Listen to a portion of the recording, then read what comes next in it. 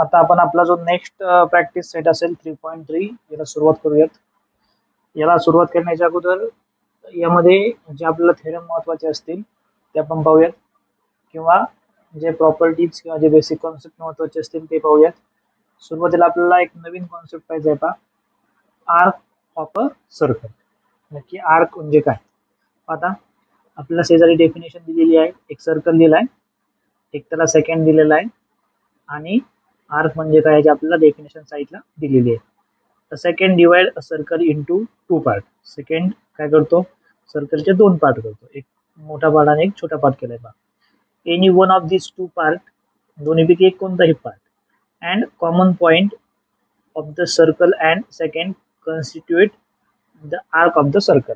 म्हणजे पहा, कोणताही एक पार्ट, छोटा आणि मोठा, कोणताही पार्ट घ्या. समजा आपण हा मोठा पार्ट घेतला, ओके, तर त्या पार्टमध्ये जे कॉमन पॉईंट असतील, समजा ए आणि बी काय कॉमन पॉईंट आहेत, सर्कल वरती सुद्धा आहेत आणि सेकंड वरती आहेत, तर हा जो पार्ट असेल त्याला काय म्हणतात, आर्क. ओके, म्हणजे या ठिकाणी 2 आर्क असतील, एक मोठी आर्क असेल आणि एक छोटी आर्क असेल. ओके, वेगवेगळ्या रंगाने आपण या ठिकाणी ते दाखवलेले असेल. जी मोठी आर्क असेल त्याला आपण मेजर आर्क म्हणतो, आणि जी छोटी असेल त्याला आपण मायनर आर्क म्हणतो.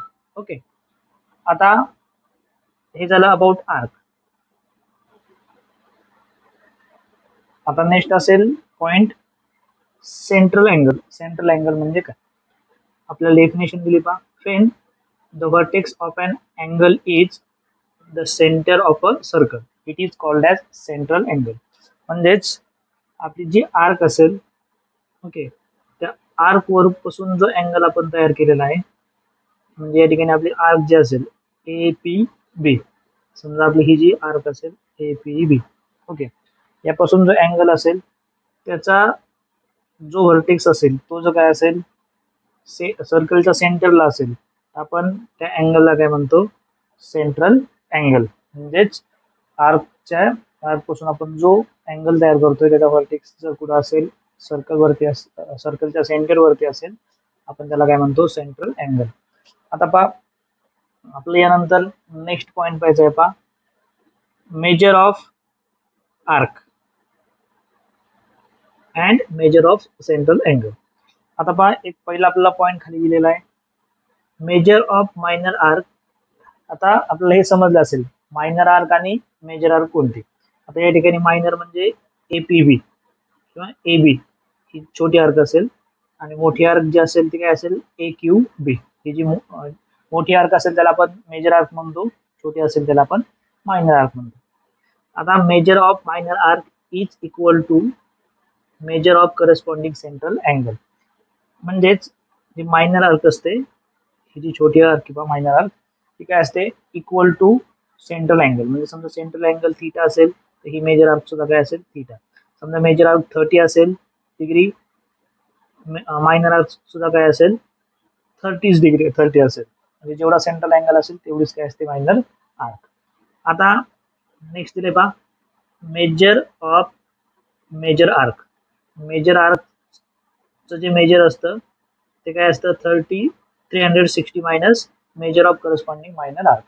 म्हणजे आपल्याला जर मेजर आर्क काढायचे असेल तर आपण कशी काढणार, तर 360 मधून काय करायचं, आपल्याला मायनर आर्क जी असेल ती मायनस करायची.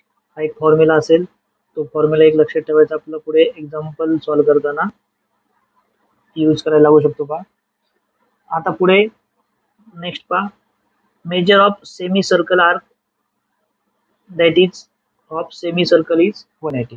म्हणजे जर एखादा सेमी सर्कल असेल, म्हणजे आपण जर समजा एक सर्कल तयार केलं आणि आर्क म्हणजे काय असेल, बरोबर सेमी सर्कल असेल, तर हे जे सेमी सर्कल असतं आर्क ते किती असतं, 180. ओके, आणि कोणतंही जर कम्प्लीट सर्कल असेल, ओके, त्या पूर्ण सर्कलचं मेजर किती असतं आपल्याला माहिती आहे, 360. ओके, 360 काय असेल त्याचं मेजर. अशा पद्धतीने ज्या काही बेसिक गोष्टी आपल्याला माहीत पाहिजेत त्या समोर दिलेल्या आहेत, आपण ते एक्सप्लेन केलेल्या आहेत. एकदा केअरफुली पाहून घ्या आपण नक्की काय एक्सप्लेन केलेलं आहे ते.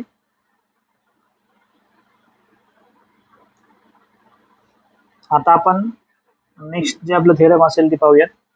या थेरम मध्ये आपल्याला काय दिलंय पहा, the chord corresponding to congruent arc of a circle are congruent. म्हणजे कॉन्गरंट आर्क जे असेल, समजा या ठिकाणी दोन आर्क कॉन्गरंट असतील असं आपण कन्सिडर करूयात.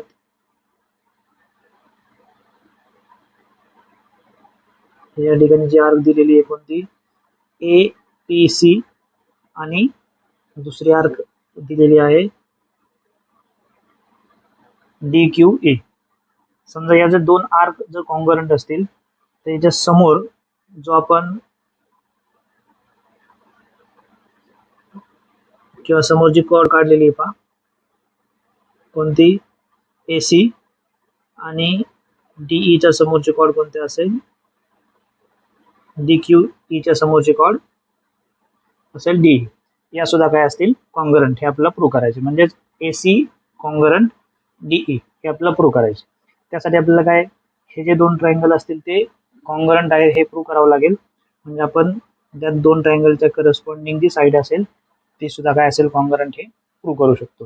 आता आपल्याला गिवन हे दिलेलं आहे, in a circle with centre B, arc A P C, okay, A P C, congruent arc D Q E. या दोन्ही आर्क कॉन्गरंट आहेत हे आपल्याला दिलेले आहे. आपल्याला काय प्रूव्ह करायचे, कॉर्ड ए सी, ही जी कॉर्ड ए सी असेल ती कॉन्गरंट टू कॉर्ड डीई हे आपल्याला प्रूव्ह करायचे पहा. ठीक आहे, तर आपण सुरुवात करू. त्यामध्ये आपल्याला फक्त हे जे थेरम दिलेले यामध्ये फिलिंग द ब्लँक्स कम्प्लीट करायचे, आपण सहज ते पूर्ण करू शकतो. आपण काय केलंय पहा, ए बी सी आणि डी बी ई, म्हणजे ए बी सी हा एक अँगल आणि डी बी ई हे दोन आपण ट्रायंगल कन्सिडर केलेत. यामध्ये ए बी कॉन्गरंट डी बी, म्हणजे ए बी आणि डी बी या दोन साईड काय असतील, कॉन्गरंट असतील. हे आपण दाखवलंय. हे कशानुसार असतील कॉन्गरंट, आपल्याला माहिती पहा. त्याचं रिझन काय असेल, त्याचं रिझन आपण खाली लिहूयात. दोन्ही सुद्धा काय आहेत, रेडियस आहेत सेम सर्कलच्या. मग आपल्याला काय लिहिता येईल, radii of the same circle. Okay, then next आपण काय दाखवू शकतो पहा, जे रिमेनिंग साईड असेल, म्हणजे समजा ही साईड असेल बी सी आणि बीई, या सुद्धा काय असतील, कॉन्गरंट असतील का, त्या सुद्धा रेडियस असतील. मग या ठिकाणी आपण लिहूयात बी सी आणि बीई या सुद्धा काय असतील, कॉन्गरंट. आणि या दोन्हींचं रिझन एकच असेल. म्हणजे आपण खाली लिहिलंय काय असेल, radius of the same circle. Okay, त्यानंतर angle A B C congruent angle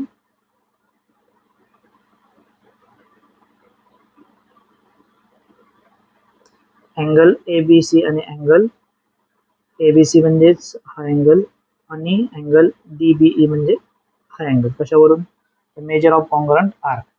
कॉन्गरंट आर्कच्या समोरचा जो सेंट्रल अँगल असेल तो काय असतो, जर आर्क सेम असतील तर अँगल सुद्धा काय असतो, सेम असतो. ओके, आता डी क्यू ई जेवढा काय आर्क असेल तेवढा सेंटर अँगल असणार आहे, आणि ए पी सी जेवढी आर्क असेल तेवढा सेंटर अँगल असणार आहेत.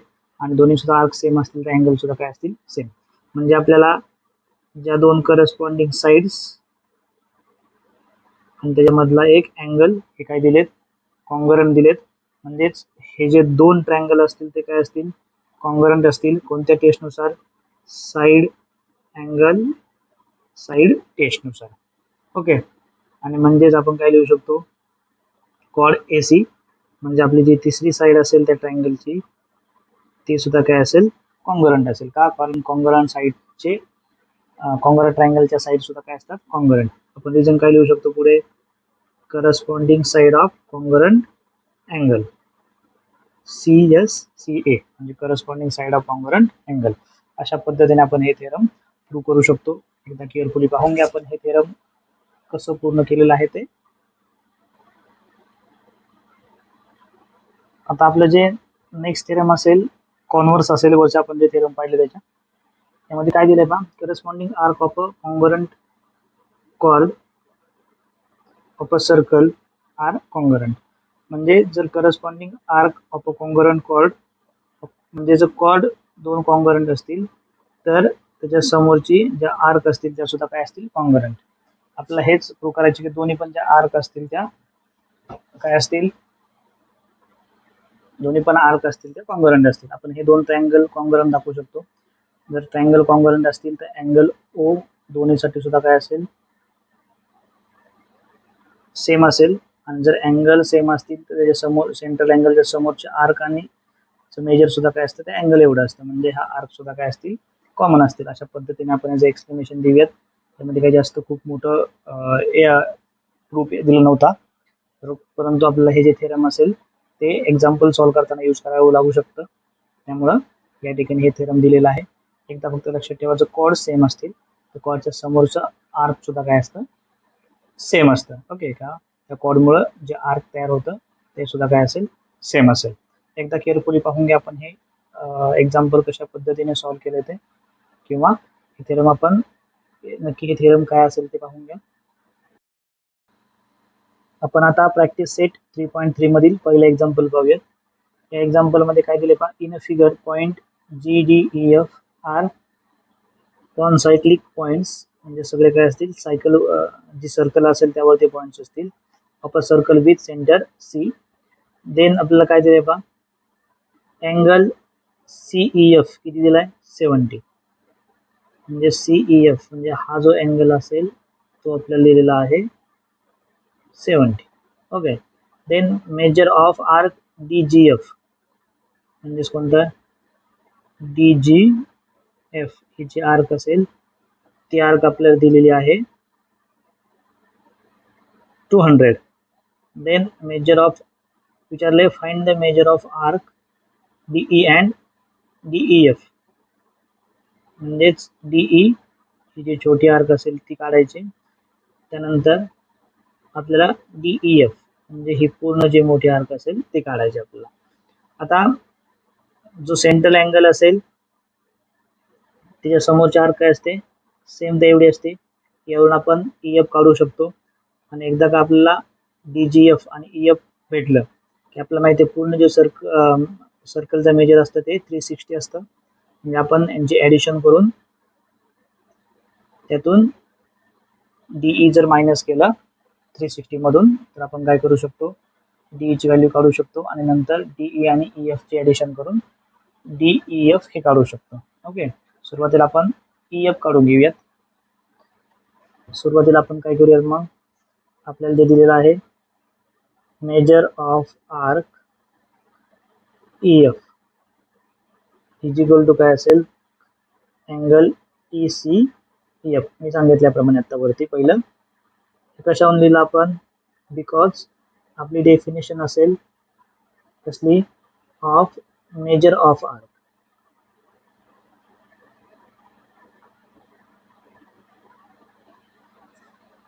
ओके. किंवा मेजर ऑफ मायनर आर्क म्हटलं तरी चालेल, कारण मायनर आर्क ही काय असते, सेंट्रल अँगल एवढे असते.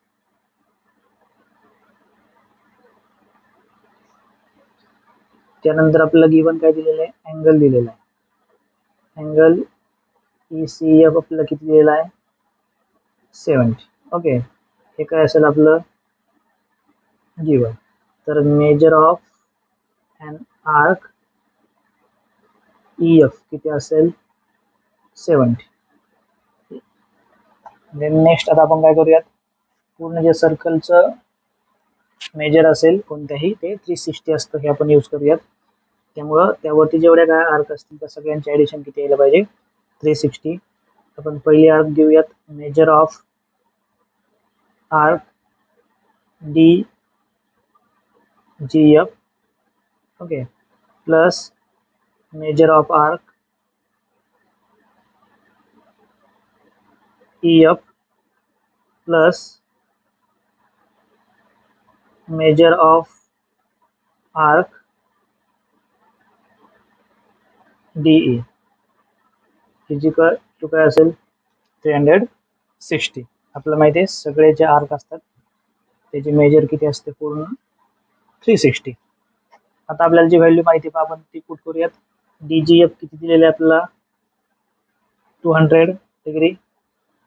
त्यानंतर EF आता आपण वरती काढलंय 70 डिग्री. आणि जी आपल्याला आर्क काढायचे major of arc DE is equal to 360. 270 degree plus measure of arc काय असेल DE is equal to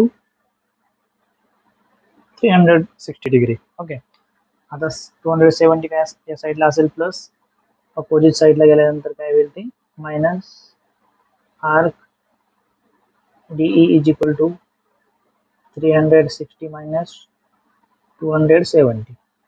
म्हणजेच आपला आन्सर काय येईल major of arc DE is equal to जर आपण याचं सबट्रॅक्शन केलं तर आपल्याला येईल 90. म्हणजे आपल्याला जी पहिली व्हॅल्यू विचारली होती मेजर ऑफ आर्क DE ती भेटलेली आहे.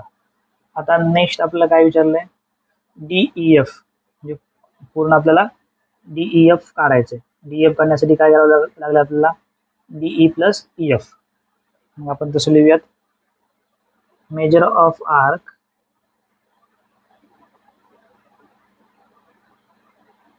DE plus measure of arc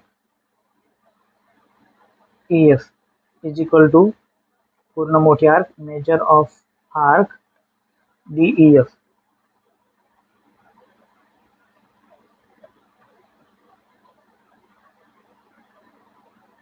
थोडंसं खाली लिहूयात आपण इज इक्वल टू काय measure of arc DEF. Okay, आता आपण व्हॅल्यू पुट करूयात.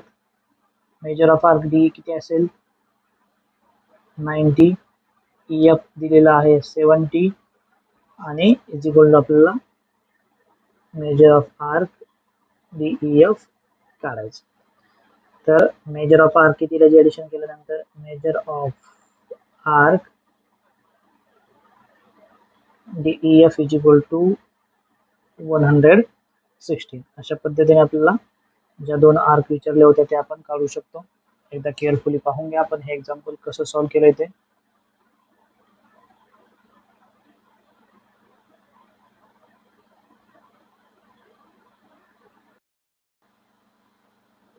आता आपण यातील सेकंड नंबरचं जे एक्झाम्पल असेल ते पाहूयात. यामध्ये काय दिलंय triangle QRS is an equilateral triangle. म्हणजे ट्रायंगल हा जो दिलेला आहे आपल्याला QRS हा इक्विलॅटरल असेल, म्हणजे ज्याच्यात जे तिन्ही पण साईड असतील त्या कॉन्ग्रुएंट असतील.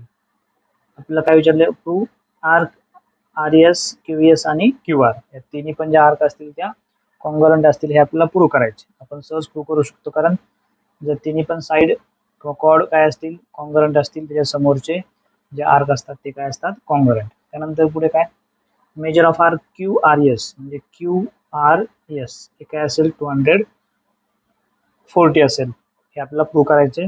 आपण पूर्ण सर्कलचं जे मेजर असेल ते 360 असतं हे कन्सिडर करून आपण काय करू शकतो हे सहज प्रूव्ह करू शकतो. पहा आपण सुरुवात करूयात. सुरुवातीला आपल्याला जे दिलेलं आहे आपल्याला काय दिलेलं आहे पहा triangle QRS is an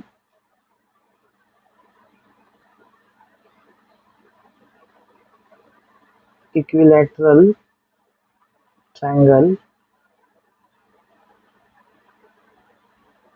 okay, म्हणजेच segment RS congruent, segment QS congruent, segment QR. Okay, नंतर आपण काय लिहू शकतो खाली arcs of the same circle are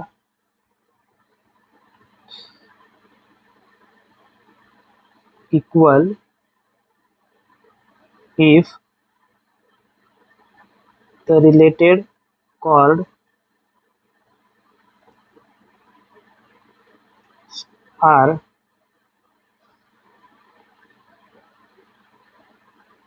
congruent. Okay, मग आपण काय लिहूयात, याच्या ज्या रिलेटेड आर्क असतील ते लिहूयात.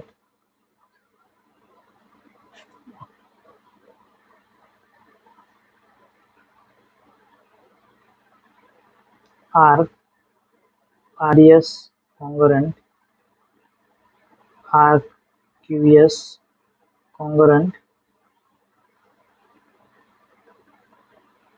arc QR. ओके, आता हे झालं आपण कॉन्ग्रुएंट दाखवलं जे आपल्याला पहिले विचारलं होतं ते. आता आपल्याला जे सेकंड जे विचारलेलं आहे बा, measure of R Q R S is equal to 240 आपल्याला दाखवायचं. आपण काय करूयात, ज्या 3 आर्क कॉन्ग्रुएंट असतील ते लिहूयात. Measure of arc RES equal to measure of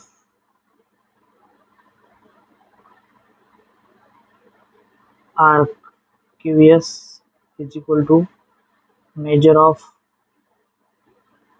arc QR is equal to x लिहूयात. सगळ्यांची व्हॅल्यू x, कारण तिन्ही पण सेम असते. आता आपण काय करूयात, हे तीन पूर्ण जे सर्कल असेल त्याचं मेजर किती असतं, 360 असतं. ते यूज करूयात प्रॉपर्टी. मग आपण काय लिहूयात, measure of arc RES plus measure of arc QS plus measure of arc QR is equal to 360. Okay, आता तिन्ही पण आर्क किती दिलेले आहेत, पहिले आर्क x असेल, दुसरी पण x असेल, तिसरी पण x इज इक्वल टू किती दिलेलं आहे आपल्याला, 360. ओके, म्हणजेच आपण काय लिहू शकतो, 3x इज इक्वल टू 360. म्हणजे x इज इक्वल टू किती, 360 डिवाइड बाय 3. म्हणजेच x इज इक्वल टू किती, 120. ओके, आता हे झालं आपले जे 3 आर्क असतील त्याची व्हॅल्यू, ती किती आली, 120. आता आपल्याला जे विचारलेलं आहे पहा, आपल्याला काय विचारलंय, आपल्याला विचारलंय QRS, म्हणजे ही पूर्ण आर्क विचारलेली, म्हणजेच QR आणि RS यांची आपल्याला ॲडिशन करावं लागेल. त्यास आपल्याला काय मिळेल, QS, आणि त्याची ॲडिशन आपल्याला किती येईल, 240. म्हणजेच आपण आपल्याला जे विचारलेलं आहे ते प्रूव्ह करू शकतो. पहा मग आपण काय लिहू शकतो, measure of arc QRS is equal to काय असेल आपलं, measure of arc QR plus measure of arc RS. Okay, पहिले मेजर किती दिलेलं आहे, 120, आणि दुसरं पण दिलेलं आहे 120. म्हणजेच आपलं measure of arc QRS is equal to किती आले, 240. ओके, सेकंड आपल्याला जे प्रूव्ह करायला विचारलं होतं ते सुद्धा आपण या ठिकाणी प्रूव्ह केलेलं आहे. एकदा केअरफुली पाहून घ्या आपण हे एक्झाम्पल कशा पद्धतीने सॉल्व्ह केलंय ते.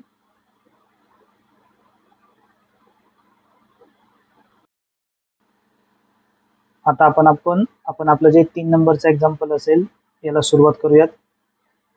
यामध्ये पहा आपल्याला जी फिगर दिलेली आहे त्यावरून आपल्याला जे दिलेलं आहे information, in a figure chord AB congruent CD, म्हणजे कॉर्ड ही जी पूर्ण AB असेल ती, सॉरी आपल्याला कॉर्ड दिलेली बा, कॉर्ड AB आणि कॉर्ड CD हे काय दिलेत, कॉन्ग्रुएंट दिले.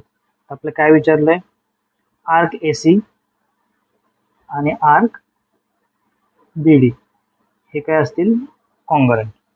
हे आपल्याला प्रूव्ह करायचे. AC आणि BD हे आर्क कॉन्ग्रुएंट असतील हे आपल्याला प्रूव्ह करायचे. आपण सुरुवात करूया पहा. आपल्याला जी गिवन इन्फॉर्मेशन दिलेली आहे यावरून सुरुवात करूयात. आपल्याला काय दिलेली आहे, दोन chord AB and chord CD हे काय असतील, कॉन्ग्रुएंट. हे काय असेल आपलं गिवन. ओके. त्यानंतर जर कॉर्ड कॉन्ग्रुएंट असतील तर त्याच्या समोरचे आर्क सुद्धा काय असतील, कॉन्ग्रुएंट. म्हणजे arc ACB congruent arc CBD. त्याचं आपण जर रिझन लिहिलं,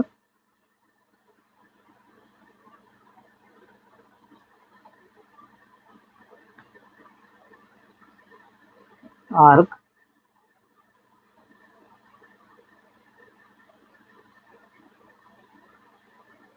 corresponding to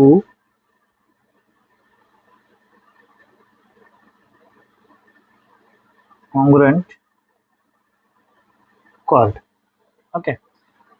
आता हे जर दोन काय असतील, कॉन्ग्रुएंट असतील, आपण काय लिहू शकतो बा, किंवा याला आपण आर्क कॉन्ग्रुएंट म्हणजेच काय असतील, equal. Arc ACB equal arc CBD.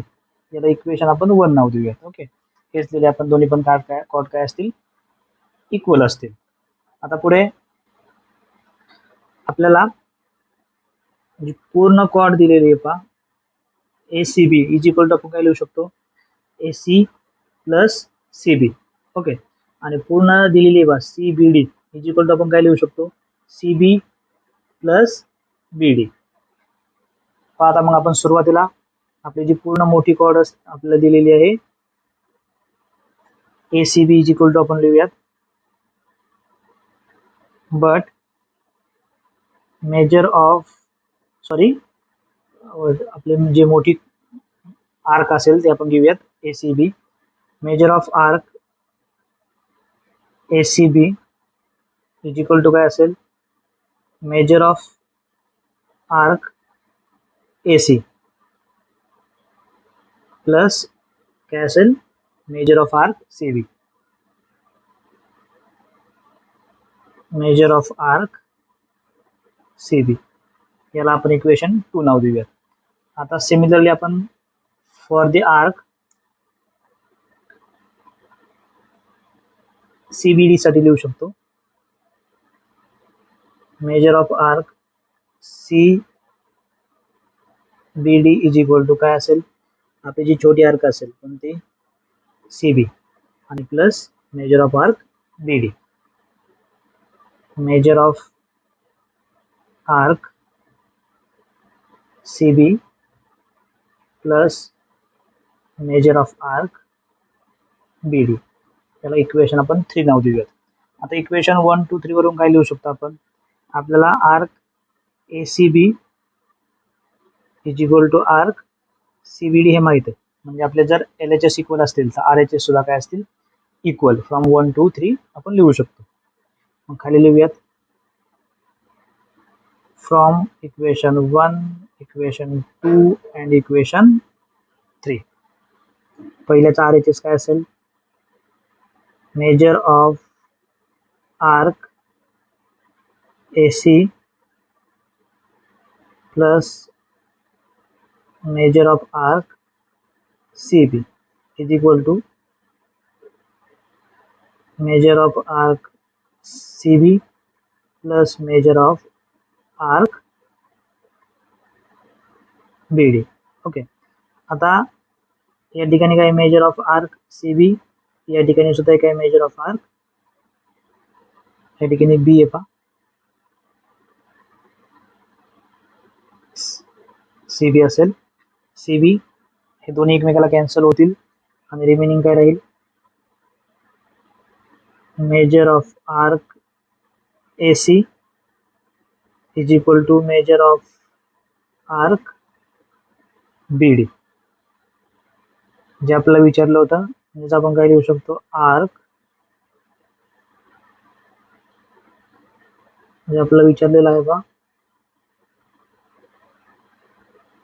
Arc AC is equal to arc BD. अशा पद्धतीने आपण हे एक्झाम्पल सॉल्व्ह करू शकतो. आता केअरफुली पाहून घ्या हे एक्झाम्पल आपण कसं सॉल्व्ह केलं ते.